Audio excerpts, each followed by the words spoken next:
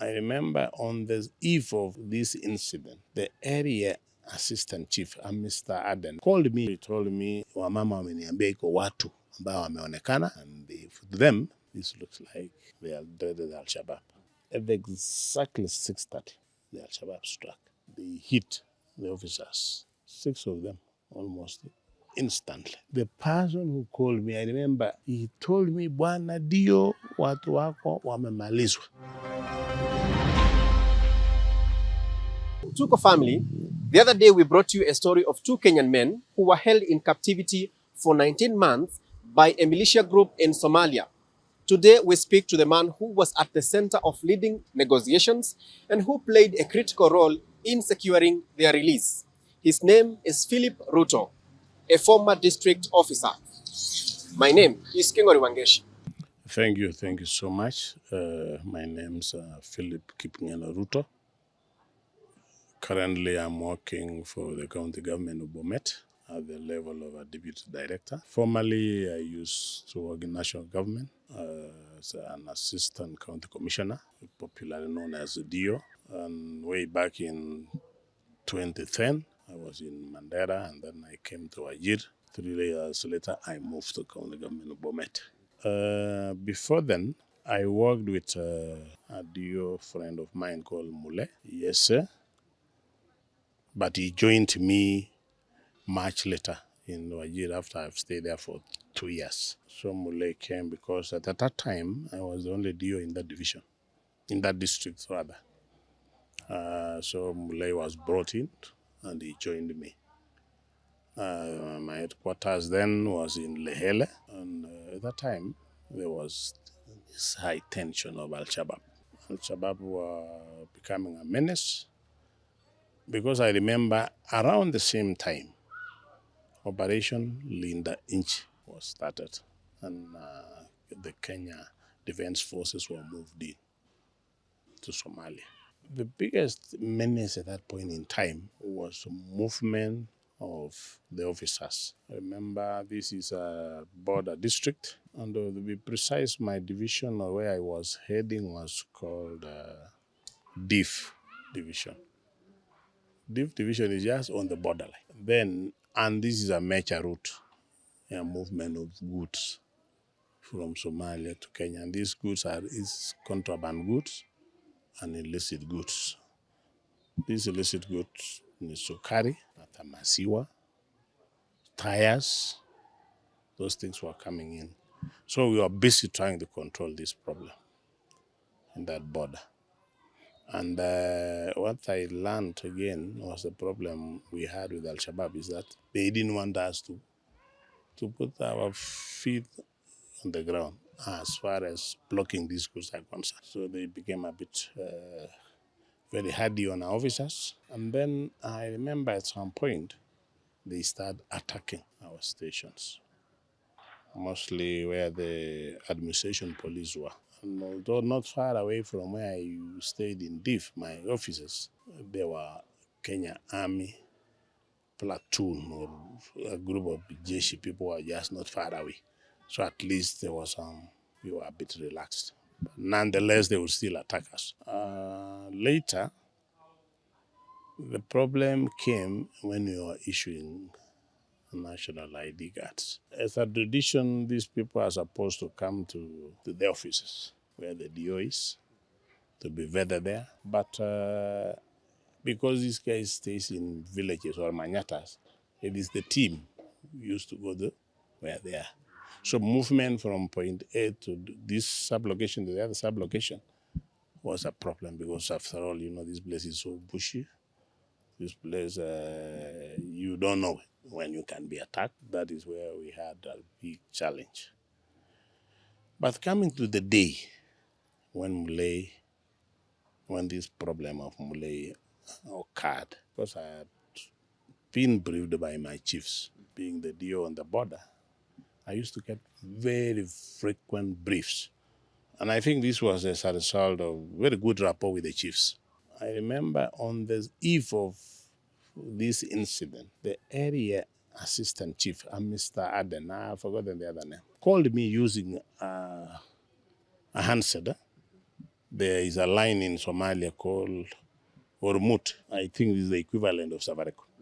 So he called me. Then he told me, Bwana Dio, hapa si mzuri. Nimepata briefs from mama ameenda kuteka maji pande ile na iko dam ingine across the border. Na hiyo dam iko maji mzuri. Remember, this is in January, a dry spell.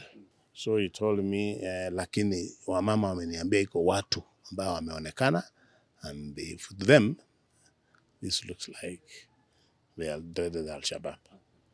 So I told him, okay, be careful. Tell our people, and then take the brief. I'll be calling, and then there is an AP camp, or an AP. Yeah, I can call it an AP post. So a police post rather. So I told him, okay, I'll be briefing the in charge. Meanwhile, you also tell them so that they be on the lookout. Then I said, no, Uko, I have briefs. I have intelligent reports, and I've copied to these guys. I've copied to the provincial headquarters, the district headquarters, that these places are no cause on for now. So let's not go towards that area of Kerile. Okay, then we stayed. Not long from then again, we were told, no, we are going there. It's about 2 days. Or yeah, thereabouts. 2 days we are supposed to go there. Then I said, no, given the briefs I had given you, it's not advisable we go there. Because let's just find out what is the position on that area because of the presence of the Al-shabaab. Then the area politicians, so I don't want to name their names for now, said, no, it's getting late. We need to register these people. And then my supervisor said, okay, let's go by what the area politician has said. Then I told him, no. For me, I will not participate in that. I was a bit very, very blunt and direct and firm. I will not do that. We will not go. I've given you the briefs, and these guys said, okay, why can't you counter check? The area chief, leave alone the one who called me, that was the assistant chief. The area chief who had called me, the area chief, who we had discussed this thing, and he told me, no, it's not safe to go there. Interestingly changed his story in that meeting, because we had a meeting. We had a big meeting where we were discussing these things. So when he changed, I said, okay, if the chief thinks now it is safe, personally, I'm not going. And I'm not defying any orders, but I'm just being honest that it's not safe. Then, okay, we discussed a lot. Then that's how now Muley came in. Muley was hardly 2 or 3 weeks in Wajir. He had just been transferred to Wajir. So they decided we'll settle on Muley. Muley can go there. Then, of course, my supervisor said, because we are the only DO here and Muley has come, now you'll remain in the headquarters as I do some other errands in Nairobi. Then Muley can go that function. I said, I have no problem, but I want you. I said, this thing is not good. I even talked to Muley himself. I said, Muley, there's a problem here, so let's be careful. Interestingly, after that meeting, I thought these guys were going to take down the registrar and the clerks, because they are going to issue the IDs, that is vetting. So I thought these guys would go the following morning, because this was around 2:30 when we entered the meeting. But they said, no, we are going now. So they all went, the area politician, the DC, the Mascaris. Then I said, okay, if you guys are going, let these people go and do the work in Gerile. Every evening they retreat 56 kilometers back to a center called Wajir. And these 56 kilometers, they're not very well done roads, are they? No, the roads are very bad. The only good thing about this center, 56 kilometers from border backwards, there is a center called Wajir. It's an old town. It's well established. The population is good. Kuna security ya kutosha. The DO is there. So I told her, okay, if you, after all, and then you remember this is a bushy stretch all the way. So I said, okay, if you can give out the IDs until 4, you retreat back to the center, it is safer. Interestingly, Al-Shabaab don't strike during the day. That is something I also learned in my own way, trying to know how are these people, but they don't strike during the day. Did you establish the reason? One of the reasons I was told, these guys struck at around between 4 and 5. And then in the morning, that is between 6 and 7, 8 there. These are the times some people go to the Misikiti. You understand? You know who they are targeting, of course. They are not targeting their people. They are targeting people from elsewhere. So these are the time these people are in Misikiti. So their target is actually very vulnerable. That is between around 4 to 5, and 7 there. That is prayers time. Then I told these guys, if you by 4, you are back to Achiribor. In the morning, you go by 10, go and do your work. Then I also said, okay, another input I can say is we add our security officers. Of course, there is a police post there, or an AP camp with more than 14 officers. So I told the team, let's increase the number of officers, which they agreed very fast, and I mobilized officers, and they were taken there. So that was on, imagine I can remember that story like yesterday. That was on the 10th of January 2012. The first activity of issuing that the IDs in Guerrilla was on the 11th. That 10th, they traveled in the evening, that team. So they arrived there, they did a small baraza, sensitized these people, we have come. Those in the villages, we are giving IDs in this region, just like we have given in other sub-locations. So they did that, baraza, and then these guys, the politicians, entourage, and the senior team came back in the evening. The following day, they started issuing the IDs. Then around 3 of the 11th of January.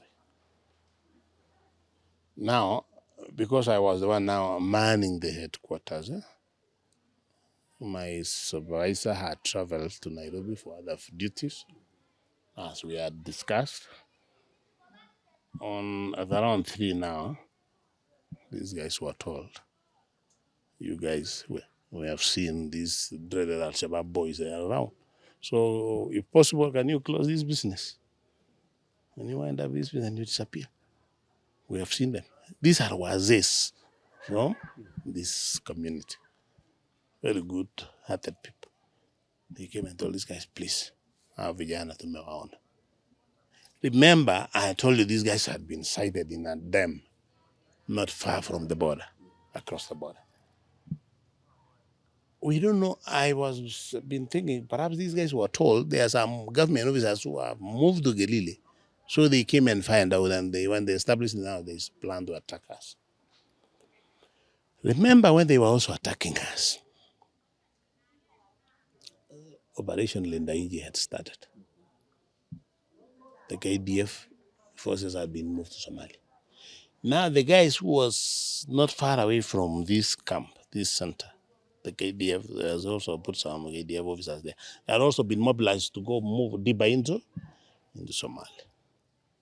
So I believe these guys knew the border was very porous and the resistance would be very minimal.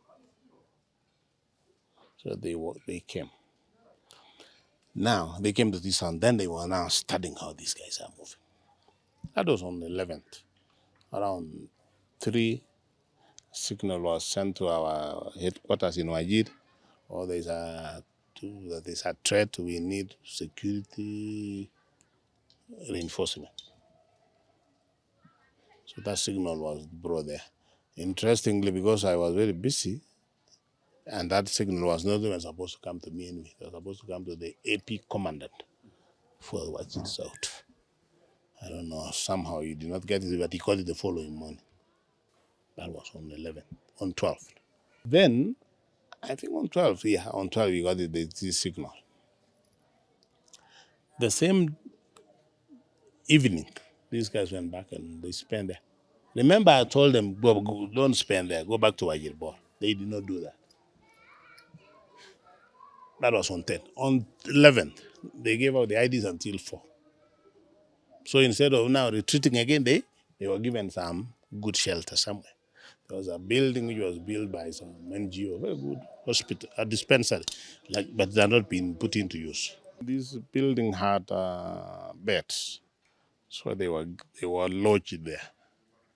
I'm talking about the Dio Mule, the registrar Eric Wainaina, and then clerks.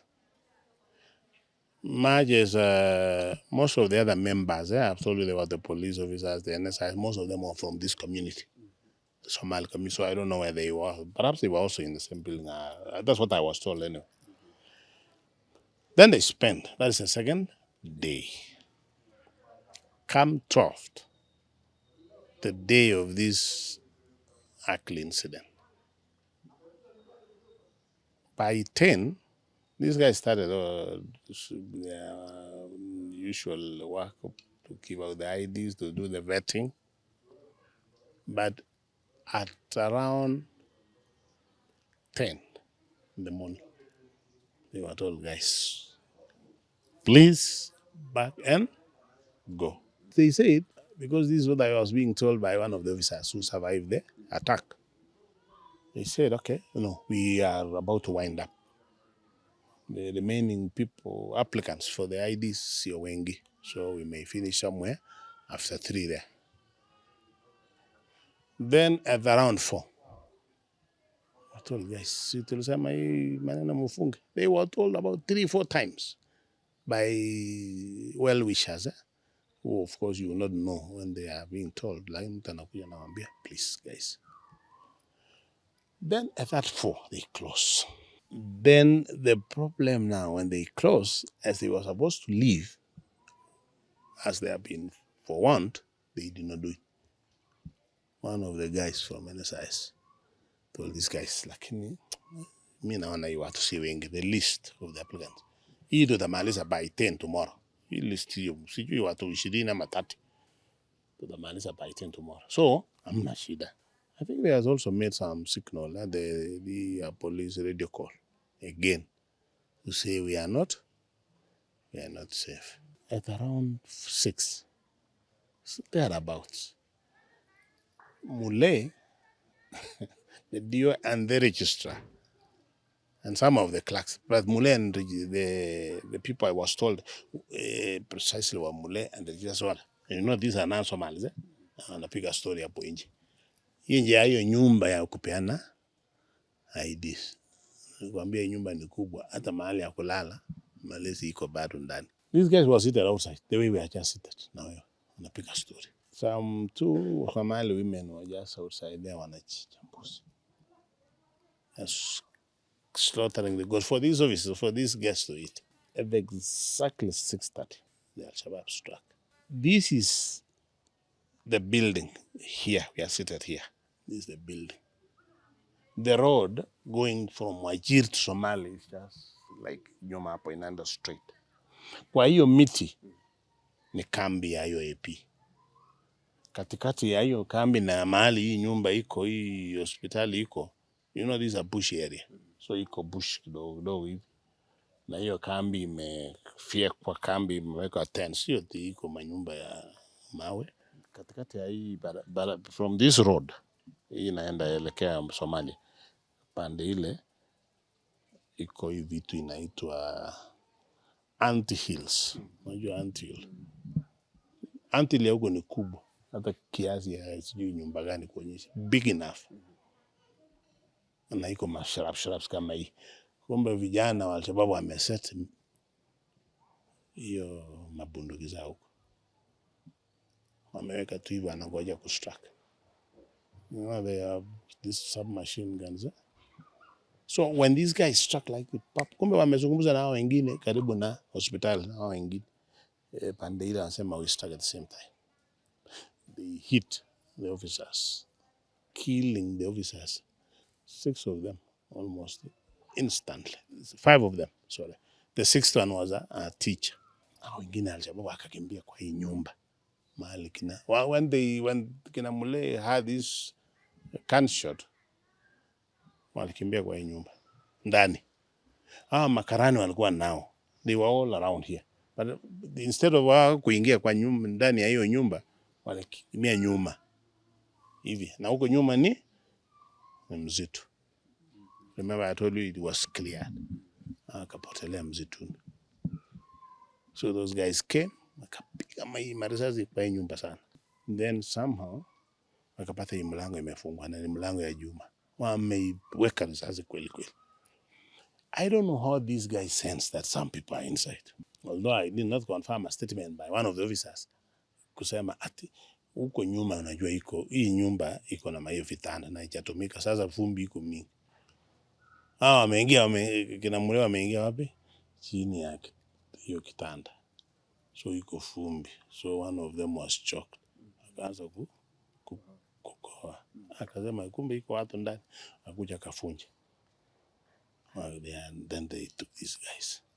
There was some women who are these are ladies who from, these were clerks. So akaambia nyinyi kimbieni. Wakaachilia. Hapo nje ya hii nyumba, gari ya wanatumia na kina Mule, it was a hired car. Iko hapo nje. The driver of this car, I don't know, I'm not very clear about that one, came, but I was came because so I think he was coming to see whether his vehicle was still safe. So he was just comprehended. Wameshikwa hao wawili, Mule na register kwa inaina. Tena dhari wamefungwa. Yes, wameweka hiyo, have been blindfolded now. Then they came, huyu jamaa ametujitokezea hii driver. Lucky enough, kaambia fungua gari, akaweka ndani, wakatoroka. Now at this point, when you were given information that that particular place, you had forewarned them that they were attacked, what was your first reaction? My first reaction was, I wish they listened to me. And you know why I was a bit very hard on these guys? Remember I told them, and I have told them in a meeting, please guys, I have been briefing you on a daily basis. I was very good in intelligence collection. So remember I have told you my background. And of course, normally when you get information, you verify. I would call the chiefs, I would call wazee. Huko lazima uwe nachuana na kila mtu, so that mwambie hii nimepata hii information, nimesikia, nithibitishie, can you confirm what? I used to do those things. So when I heard these guys had been attacked, I said I wish they knew. But the next thing to do was now to look for a way of retrieving these bodies. On the day these guys were hit, I'm telling you, when we were those days, hakuna kukaa, huko ni kazi. Kama nilifanya kazi, watch out. Remember, the DC is not there. You were the DC at that point. I was now the acting DC. I was in charge because I've been given everything. Even the DC told me, kari yangu ingine ongezea, utumie kwa kazi yenye utafanya. Then, remember this is kiangazi, yeah? The DC himself called me from Nairobi. That he had been called by a village about 17 kilometers as you come from Majid towards Abaswe. Kwamba iko, there is a fire outbreak. Na Nyazi unajua ni kiasi na ni dry. Na hiyo moto imewaka for sijui how many hours na imeenda more than 10 kilometers. Kaniambia tafuta lori, nilikuwa na lori. Tafuta lori, ukimbie uweke watu, uende wapi? Uende usime hiyo moto. That was on 12th. That was around 11 when he got me. So I did that. Mobilized guys, I put guys and nikaweka lori watu, kakimbia huko kwa hiyo kijiji tena, tukaweka watu. Tukaenda kwa msitu. About 10 kilometers far away from this center. Unajua hii center iko along the way between Wajir and Abasoi. Then when we were in that bush, tulienda huko kuanzia saa 6. Nilitoka huko around 6:30. Imagine, I don't know what was in me. Mi sikuwa na hiyo uoga. So, and you see, mimi sijaambiwa watu wamepigwa risasi bado. So, sijaambiwa gerila imepigwa, imeatakiwa. When I left, when we came from the bush, sasa hii watu ni wengi kuliko gari. So nilikuwa nakuja na Land Rover, nakuja na keti mahali, Land Rover irudie watu wengine mara 2 3 sababu lori ilikuwa imeenda. Lori imebeba watu wa Wajiri na hii imebaki wa msitu ni wa hii center. So gari yangu inarudia, inaenda na kurudia. So nimeketi saa 1:30 ama saa 2. Nimeketi hapo nje nimechoka. Unajua Wasomali wanakaa nje. Wakatuletea chai hapo. Mimi nimelala, simu inalia. The person who called me, I remember, he told me, bwana dio, watu wako wamemalizwa. This guy used to be a very good, I don't know where he used to work, but he was a very good in information. And I've forgotten, but this guy used to be, he was one of my intelligence guys in terms of information. Akaniambia, bwana dio, watu wako wamemalizwa. He also knew my supervisor was not there. Then imagine that is hivyo tu alipiga hiyo simu ikakatika hivyo. I had nothing else to do. I even didn't call back. Nimechoka from saa 6 mpaka saa 12 tuko msituni tunapiga moto. Najua moto inapigwa na branches ya miti.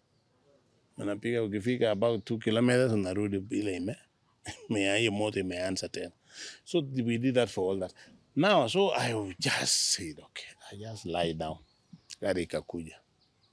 Imefika kutoka msituni, tukamwaga watu, tukapanda na wale tunaenda naye Wajiri. Somewhere 15-17 kilometers. While now nikifika Wajiri, I called that guy. He gave me the story. That your officers, your colleagues in guerrilla have been attacked. 5 deaths, 5 officers killed, and 1 civilian. So this civilian is a teacher. Me, I was just, anyway, I was very disturbed, given what I had foretold these guys. The first thing in the morning, so we started now calling our security team and everybody, mobilize ourselves. We called Nairobi, we called DC, we called everybody. The first thing in the morning, by 5, tumeondoka. Tena huko uende pila nini, la escort, mobilize askari mingi sana, OCBD wa area, all security tukaenda. And in Bali, unaenda for almost 3 hours, between 2 and 3 hours. While in Kerile now, the Mzuri chief, the same chief, ile nimekuambia alikuwa amesema maneno si mbaya, na aliona alikuwa amesema hapana. Hata yako lala. He ensured, and I thank him for that, he ensured, Ugo iko fisi, ainas, he ensured the bodies were not, walichunga mili ya hiyo maafisa wamewawa. Kawaleta mili yote, tafuta. Mwingine alipatafuta kama anakimbia huko anaenda kaleta. Kaweka kwa hema hapa, kafunika na hema. You understand? So that fisi does not get access to these bodies. So we arrived there around 11. Tunangojea watu kutoka Nairobi. Eventually they came. Then of course we opened the hema and we saw the bodies badly disfigured. Alshabaab anafungua. Unajua Alshabaab anahakikisha umekufa kwa kupiga wapi. So every victim kichwa yake ilikuwa imebasiliwa. Tukaangalia. Now I was like, what do we do from here? Much as this is a security issue and we should not run away from it. What do we do? OCBD, tufanye nini? Kwanza tubebe mili. Isipasuke, so unajua huko ni kiangazi na ni joto. Hii mili itapasuka na vile huyu alikuwa amefunika na hakufungua mpaka tufike huko saa 4. Ama ilikuwa saa 5. Kaweka kwa gari, kukimbiza mochwari Wajir. Mimi nikabaki. OCBD tukabaki na yeye. What do we do with this camp? I told them, so what do we do? Because I knew wale wasaliti the same community. Hiyo watu wako hapa. So, tukisema officers wabaki hapa, so they'll still be attacked. Tukasema, okay, why to go kutoka Nairobi. So, senior guys from Nairobi arrived. We did an assessment of the situation. They asked me, what do we do? Because nimeona sasa askari wako wote hawako. Wengine walitoroka, wengine walipigwa risasi mguu akaenda akapatikana kwa hiyo mahali nimekuambia 52 kilometers the following morning. How you arrive there? I think you got some gari kwa njia yenye inabeba. Unajua huko ni barabara ya Miratu na maji. So I found him in Tukapeleka hospital. Then I told them, okay, in my view, hakuna askari imebaki hapa. Tufunge hii station. Niambia bana, no, akafikiria akasema pana. Bana, unajua serikali haishindwi. Government cannot be seen to be divided. Asima tu, tujikakamue. We'll put more officers here. We'll leave some officers here. So akaniambia uchipange. Remember, hiyo mtu ambaye alikuwa amesema msiende huko, ndiye anaambiwa afanye nini? Achipange. What I did, I called the OCBD. What do we do? Akasema, okay. Si tumeambiwa kutoka Nairobi, tutafanya hivyo. Akasema, sawa. Nikamwambia, uko na askari ngapi? Nikamwambia, niko na askari 6. OCBD niko na 6. Ile mkubwa wa AP wangu sasa alikuwa naye ngapi? Tukasema hawa watapaki hapa. Those guys told me, my friend, Avande, chukua bunduki. Sick back here. You know what that disturbed these officers? Ni kupasiliwa hii kwa vichwa hii watu. That was the most disturbing scenario. We were really traumatized. Akasema tukai hapa. Avande, chukua bunduki nimewaja nini? Nimeenda. It was very, very disturbing. So I told these guys, okay, just a minute. Then I called the CPD. Tukazungumzia hii watu. Ile choking ile ya kucheka. My friend, wewe ni askari bwana. Wewe utabaki. Tutabaki ama tubaki zote. Tukaanza kucheka nasema okay. Kama tutabaki zote ni sawa. Remember these askari sio wale wa hiyo camp. Tumetoa huko Wajiri. These are people hawajakuja na kitu, wamekuja na bunduki na uniform. We sweet talk them, wakakubali. Wakakubali kubaki. Now, so the next thing, hakuna chakula. Mimi sasa kazi yangu ni kwenda kuleta chakula kutoka Wajiri. Na kulisha askari until we stabilize the police force here. So I went there. Tukawachana na watu, tumekubaliana. Unajua hiyo sasa inaelekea saa 12. Ai tena inakuwa usiku. Kaambia askari bwana, si uchipange bwana. Take positions. Alafu nikaenda. Tukaenda na OCBD. Saa hiyo najua hatuna askari. Tumewaja askari wetu wote wapi? No escort. Sasa tukivieto na driver. It was very traumatizing. I would not want to recall that incident. Tukaenda mpaka Wajiri. Asubuhi kitu yangu ya kwanza kutafuta chakula. Aenda store. Toa chakula hivi. So unajua iko relief you do. Toa chakula, mchele, nini, maharagwe. Gari ikachelewa kufika. By the time hiyo gari inafika Gedile, 3 hours later, napata kama askari wamengojea wame give up. They started walking from 10. By 3, they had walked about 17 or 12 so kilometers. Wamekuja na kuja, unajua hakuna kitu wamebeba. So when these guys came, wakapata mahali kwa maji tulikuwa tuna drill along the way, eh? So kaenda hiyo kasenta kidogo, it's a Manyata, akauliza maji, they were given water. Hii lori ikakuja ikabeba chakula, ikapita kufika huko ni saa 10. Wanapata watu wako, akaambiwa walikuja kitambo, badala ya kubaki huko na chini na kuweka chakula chini, wakarudi. So as they were coming back, wakapata watu wametoka kwa hiyo Manyata, wamerudi kwa main road, wakapata lori, wakarudi Wajir. The next thing to do, kupanga kurudi huko tena. Nilisumbuka, tukapanga, wakakubali mwisho.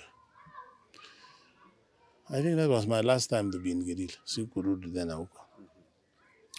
That was the end of that story. Kunyamaza. Now, good enough. I told you Linda Inyo walikuwa wamepeleka askari yenye walikuwa wanasaidiana na sisi ndani. Not long from then, because this thing now had become a national crisis, blah, blah, everything.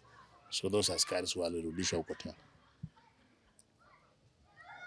When they were brought there, now I used to know one of them, so we communicated. Akaniambia tumerudi. Now came the time to look for Mule. This is now the most interesting part of what I did. 1 year later, by the way, along the way in 2 weeks' time or so, or less than 10 days, remember I told you they went in the car belonging to the driver, which was hired. They released the driver. So now you have answered a question that people kept asking from the previous interview, because Mule and Wainaina said they didn't know how the driver, they parted ways with the driver, but he dropped out somewhere in Somalia. So now you have answered it that he was released.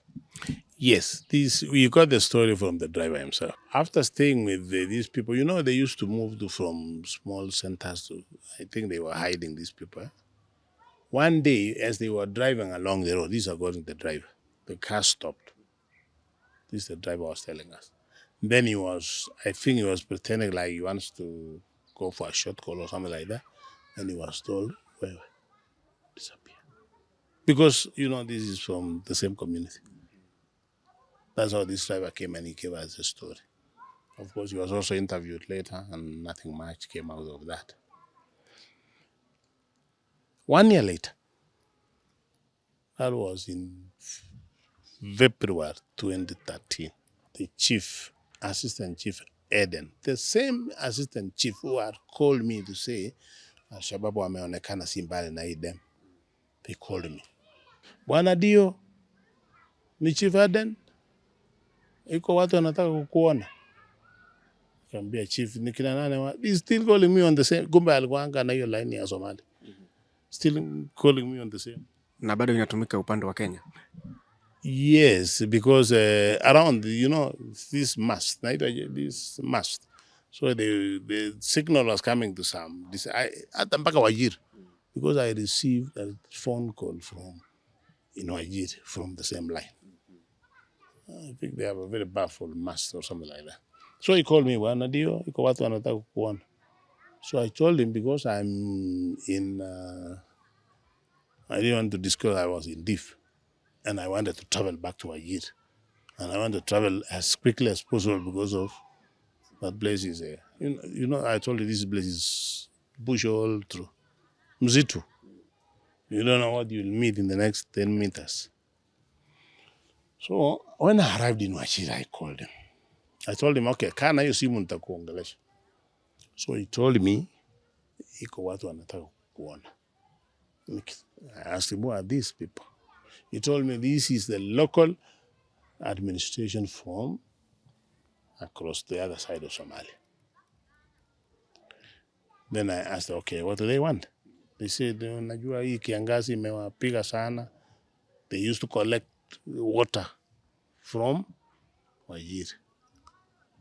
You know they are water boozers from Somalia. Nakuja peleka. Sasa ile salanga hao walikuwa wanatumia siku ile hata ilikuwa imedry. So inaonekana the kiangazi ya 2012 was much bigger than this one. So they want to be allowed kufunguliwa border. Sababu tulifunga. Waende wachote maji Wajir na water boozer. Okay, so who are these people? Kaniambia the DO, the DC, the chief, na wazee wa kijiji and their security. An equivalent of your team. Correct. Now, and then I asked him, this government officer, he said, do you see, hakuna serikali Somalia? So watu wamechipanga vile serikali ilikuwa mbeleni. Kila kichichi ama kila region, wamesema wewe ni DO wetu, wewe ni DC wetu. They are very organized by the. So they want to come to see you, wasaidie kufungulia border, wachote maji. Then I said, this is a good opportunity. A golden opportunity. Yes. Then I said, I did not hesitate. I told them, wasitoka mahali, wakae, I'll get back to you. The following morning, see, this was evening. Following morning, I called my seniors, the team, security team. I used to know how to mobilize these guys, and they were friendly. And I want to believe I was also very friendly. We sat. Nikaambia skiza. These guys want border wafunguliwa kuja wachota maji. And I think this is an opportunity. Tujue walipeleka DO wetu. Wameona ama something like that. So at that point, you did not know the whereabouts of Mule and Wainaina? We didn't know. Because interestingly, even before this incident of January to February 2012, 2013, this is 2013, they were taken away in 20. So this is 2013. There is something I didn't explain about how Father Philip Mule's father came to look for me. And this is how I was trying to trace if we can find Mule. The father of Mule came to me. They were directed, all those government officers directed them to me. The person who has hiyo gida anajua hiyo maneno ya Mule ni tafuta DO Ruto. So the father of Mule called me. He was given my number, I think at the provincial headquarters. So he told me, I told him, okay, come. Nikakuja mpaka Wajir. Nikamwambia nimesumbuka, nimejaribu chochote. Nothing. Akaniambia tutafute wazee. Nikamwambia sawa. Tukatafuta wazee wa leaders ya wanaitwa Waislamu. I mean the religious leaders, that is, na wazee. So we went and had a meeting. They told us, no, guys, we also don't know. Unajua Alshabaab those are terrorists. So we don't associate with them. Hata sisi hatuna uhusiano na terrorists. Tukagonga mwamba. Sasa tuko hapa ambapo wale wazee wa Somalia wamekuja kuomba maji, mumeweka kikao cha security team yako. Now, so I was told by the county commissioner, wakuja. Now, then I got back to those guys. I told them, tell them they are supposed to come and arrange with them when they are coming so that they arrange their exit to our side, or rather entry, because I have to use the police I have in Kirile, I have to use the jeshi. You get it? So I told them, chief, enda ongea na hawa. Mkikubaliana siku gani uniambie, and then we allow the security. We agreed on that. So when they called me and said they are coming this day, okay, I told the security team in Wajir, they are coming. We arranged where to meet them. Now, in this security, tuko na kila mtu. Tuko na jeshi, tuko na AP, tuko na police, tuko na DC, the entire security NSIs. So we now mobilize watu wa jeshi, wasindikiza kutoka boda, akasindikiza mpaka Wajir, tukaketi mahali na wazee wakakuja akajiintroduce, mimi ni DC. I don't know why I've forgotten the name of the land. Is it not Gedo region? I've forgotten the name of that. No, it's so many years now. It's a long time ago. When they introduced themselves, all of them, and everybody had a responsibility in that administration.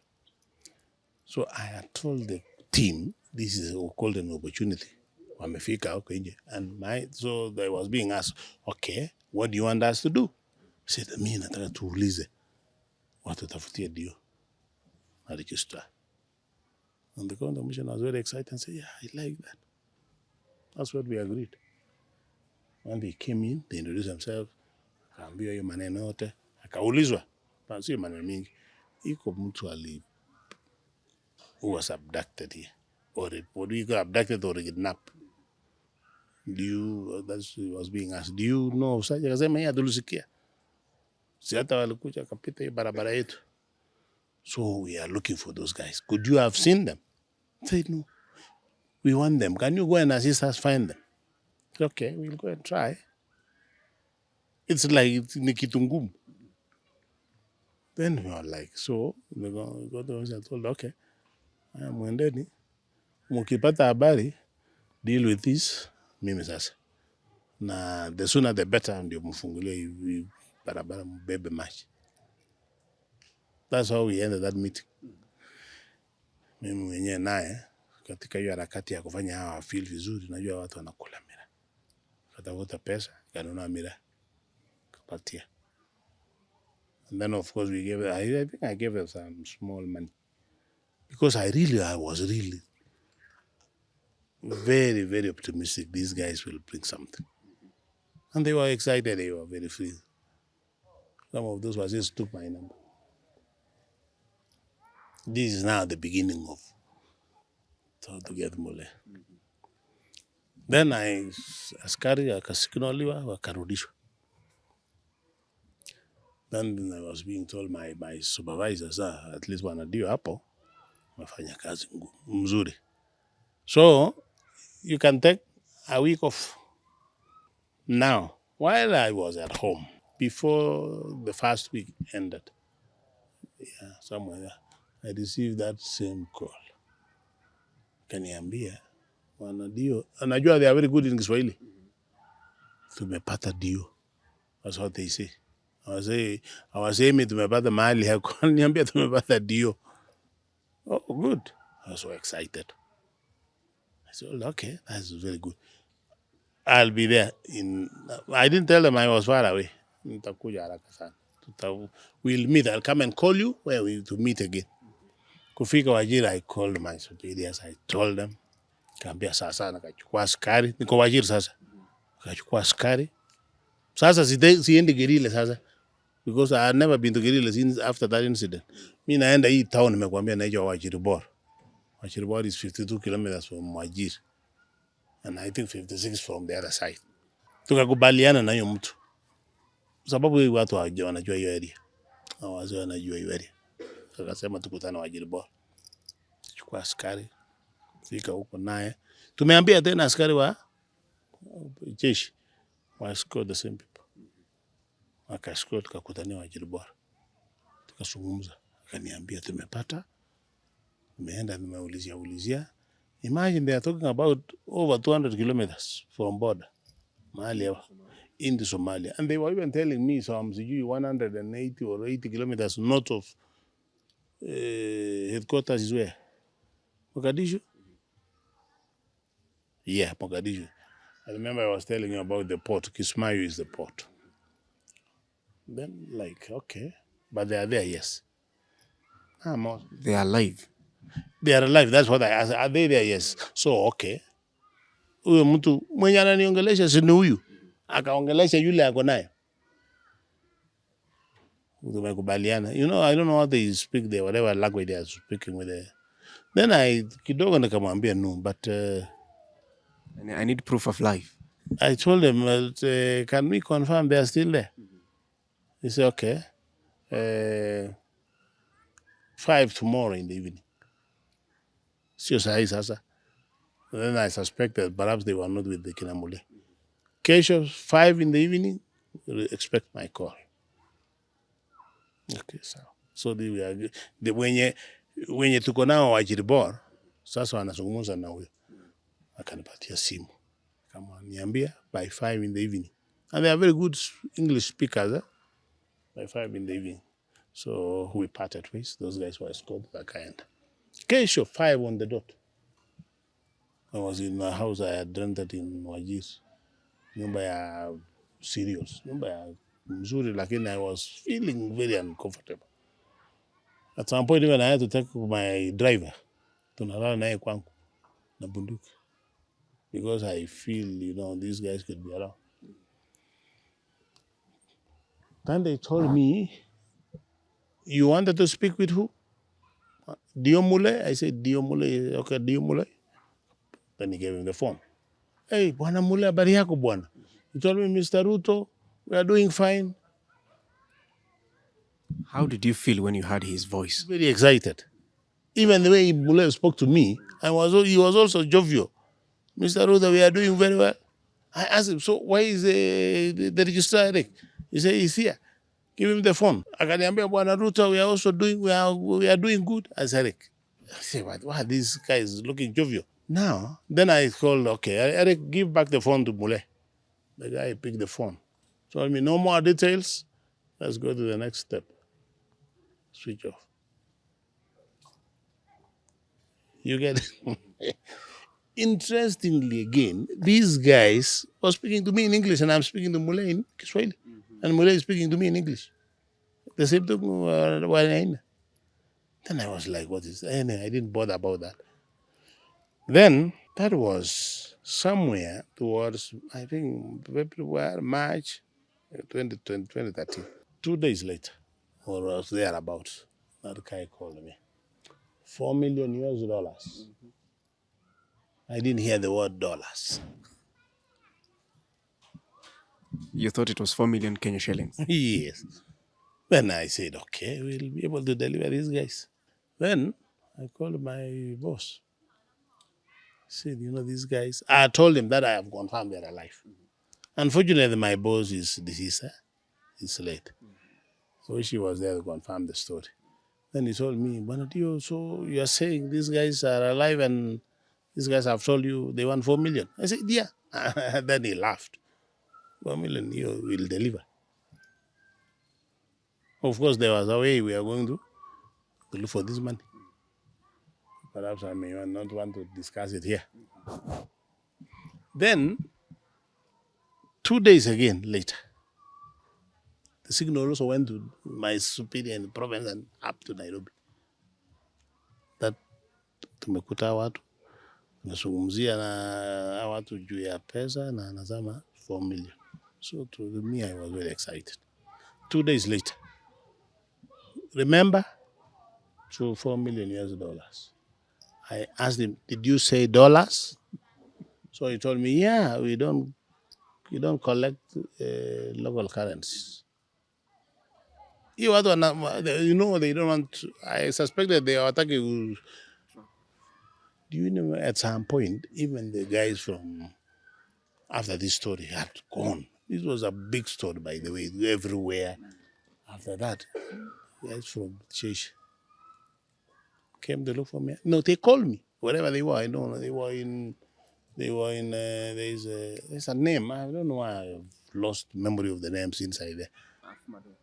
They were in Afmado, correct.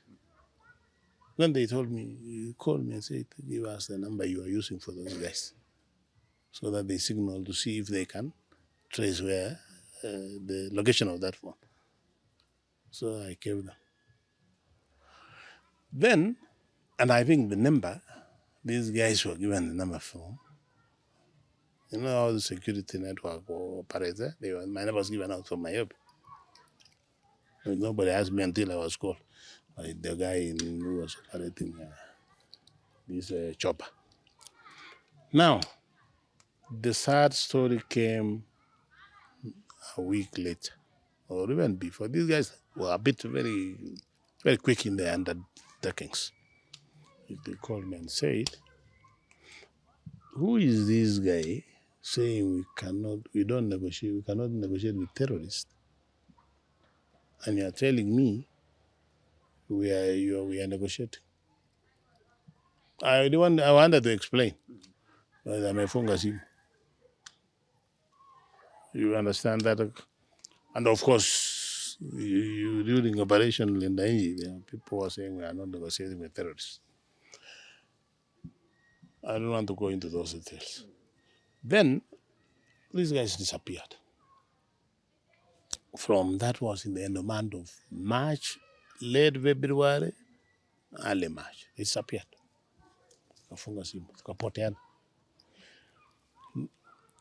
Somewhere along the way, remember, these Al-shabaab guys, ni wale watu wana escort sukari ikuja wapi? Ikuje pande hii.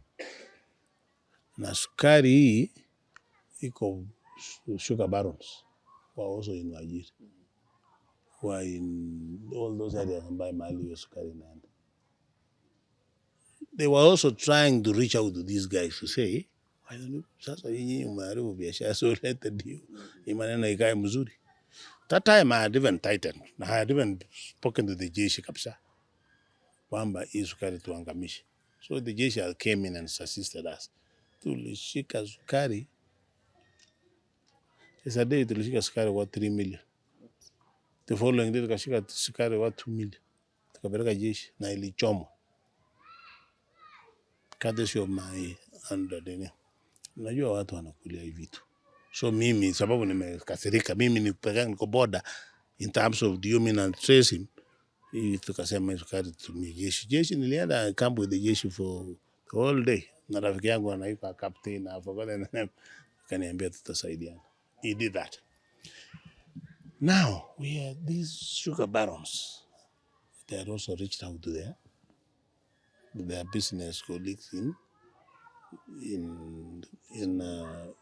Kismayo. Inajua hii sukari haikuji Mogadishu. Mogadishu is the headquarters. Saa hiyo iko serikali inaitwa TFG. So these guys sugar barons wa Somalia wana control Kismayo.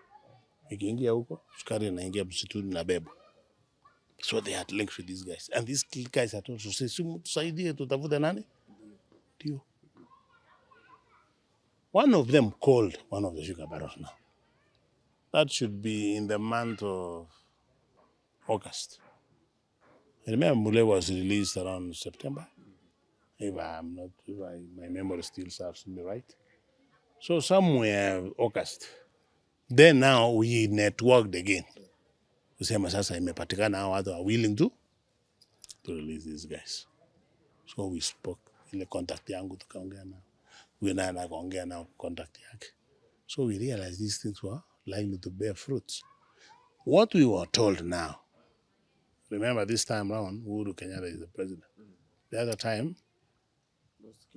Kibaki and the coalition government. Remember, Raila was also there. But this time around in 2020, we are dealing with 2013, after Uhuru was sworn in. So we got a rebrief, like somebody wanted to listen. So then my supervisors went and explained. Then we were told, okay, that's good. You guys, what you do? Give out all the information. Collect all the information you have. All of us, whatever information, put it and give it to a particular person. And somebody was picked from the size headquarters. From the same community. I never got to meet myself, that man. We were just being told. So this guy went, gave him the contacts of those guys. And I think now, because we had conveyed all our information to my supervisor, he was giving out the details. So those guys were told, take over. In less than a week, he had delivered Mole to the border. When you saw him for the first time, in so many months, how did you react? I was so excited to see him alive. Much as he was sick. And I didn't see him when he was arriving the border. And I didn't see him when he was being presented to the parents at because we were in Wajir. We organized a meeting with all the dios, the Ngaos. We go and celebrate his return. And we did it with the family. So we went to the local church in Buruburu, where the parents stay. That's where I met Mule. But it looks like I went earlier. Personally, I think I went early to see him in the home. Yeah, I went earlier. It's not the same day because we were meeting later, but soon I was in the house. Then he called me. He told me, I'm back. So I went to his home in Buruburu. This guy could not stand. I asked him, so what happened? He told me nilifungwa mkono na nyororo. Unfortunately, nyororo ilikuwa kidogo na unafunga naye mguu. So all the time you are a pained stomach. For all that time. And of course, I want to poor dieting, poor feeding. So Mule was working like this. Tell me, how much of a win, or how much big was this news that they have been released, they are back in the country? Wow. The most important thing about this release is that at least we were able to get back our people alive. They were not even tortured physically. That's what he told us. They were not tortured physically, but of course, emotionally they were tortured. And now, because of the poor dieting and that, these guys were like, they were sickly. But everybody was excited. That was the news of the day. And especially that this guy had been away for 19 months. Everybody was excited, and it was done quietly. So you see, we were all happy. As I was telling you, we were about 100 DOs. We mobilized ourselves, brought resources together so that we celebrate the comeback of Mule. At this point, what process were they taken through? Were they given some counseling? How were they reintegrated back into the Kenyan society? I remember Mule, when we spoke with Mule, now we were talking on an interactive basis from time to time. He told me, okay, he has been given leave, and he has been promised to choose station of his choice to work there. But meanwhile, he has been given 2 years leave. Also, I remember him telling me that. And then, of course, I don't know now whether he was taken through those psychological therapy, healing processes. I don't know. But he joined the wife. I think that is where he got most of the comfort. And the wife had been employed. Courtesy of people pressure. As a mulea yuko na bibi yake anafikiria aliachiliwa kama mwalimu. From that arrangement. Then he joined the wife. So from there, we were comfortable and we used to talk. And Mulei, but little did he go back to the office. He didn't go back to the provincial administration office. Some months later, some weeks later, he was telling me he's joining another job. He's joining SSF. And at that time, I was also still in Majid, the same station, where I was really traumatized, much as I had overcome those so many challenges. I imagine 2 years, the whole of 2012, the whole of 2013. Interestingly, for me also, came these opportunities of sub-county devolved units who were hiring staff. So we applied and we was called for an interview. I came. Why do you think the militia chose D.O. Mule and Registrar Wainaina and not any other people? What I know about Al-shabaab and the little I told you I had studied about them, these guys want, when you say a chief or a DO, yeah, that's the government. These other officers are not government until the provincial administration is there. They were not interested in anybody else. Although later turned out to become ugly a bit. Remember, they killed some people in Mandera, the teachers. Most of them were teachers. And of course, because I want to believe it was still targeting our Askaris and provincial administration. That is it. So these people know this is the way the government is. And I told you, before they attack you, if it is possible for them, they could kidnap you or they don't kill you. They just go and emotionally torture the officers and even the government. That is where they derive their joy. You left service. Now you're doing work at the county government, devolution. How has life been treating you ever since that incident? No, it's good. Personally, it's good. You remember I came home when we did the interview. Later, we were given letters from national government that you don't just go like that. You go on secondment. Margins, we have been employed from this side. So they gave us secondment letters. We finished secondment 3 years, and then the next phase is another 3 years. Mine ended in 2019, and the national government released me and gave me a letter releasing my pensional services to the government. We are not badly off, I would say. But I wouldn't mind if I was still working in the national government. Much as I was traumatized because of that problem, but still I wouldn't mind. Now most of my colleagues now are senior DCs, and they are moving on well. Now, Mule took his account and put it in a book. Are we expecting a book from you, former DO Ruto? I will do one. I'll do that not long from now, because I've started piecing together. And especially my experience, not necessarily in Mule, but the peak of it is the Mule incident. But this provision administration, especially in forward areas. In forward areas, that is the northeastern, and what those provincials go through. I think I'll be explaining something there. Now, do we also call you DO? Yes, once a DO, always a DO, an administrator. So Administrator Philip Ruto, thank you so much for this opportunity to listen to what you know of that incident and covering it from the very beginning until the time Mule and Wainaina were released. We were also itching to hear it from your end because we heard it from them. Now let's hear from the government's side or administrator's side and your account. Thank you so much. You have opened up our eyes. But there's something that you've not yet answered. So, did you pay the $400 million? No, now that is where everything started collapsing. Because, of course, we will not pay, we will pay $400 million. It was actually 300 million because it was $4 million US.